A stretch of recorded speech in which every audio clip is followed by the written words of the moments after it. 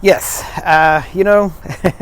people ask us all kinds of questions, and especially with the recent political situation going on, they sometimes think that they try to tie the faith aspect to the political situation, and they want to know how that fits together. Okay, faith is faith. It's always faith. Faith is always faith, as it should be. Faith doesn't work one way one time and another way another time. Faith always works the same. Now, the real key about faith is this. With faith always gets what it goes for. So it sets the end result before it even starts out. So faith has to decide what the end result will be.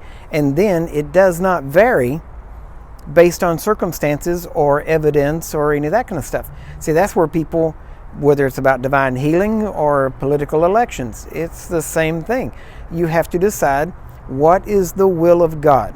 Once you decide the will of God, you make that stand, you believe, you receive, you stand, and you don't move. And you don't change based on, oh, well, have you heard about this? Oh, have you heard this thing going on? No. That's the reports that come in, and you have to decide what report are you going to believe. So you have to decide that by faith, you're going to stand until the result that is the will of God is accomplished. See, we get these questions all the time. Well, maybe this election went the way that God wanted it to go, so maybe we should stop praying. Well, if that's true, you shouldn't have been praying in the beginning, because if you're praying not in faith, whatever's not of faith is sin. So you should have found out the will of God before you started praying. So the key is faith stands, and it stands until God wins. Now, to be honest with you, it ought to be pretty easy to see how God could win in a situation like this recent election.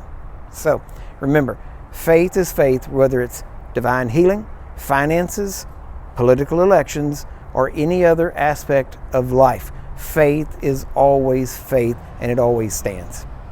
God bless.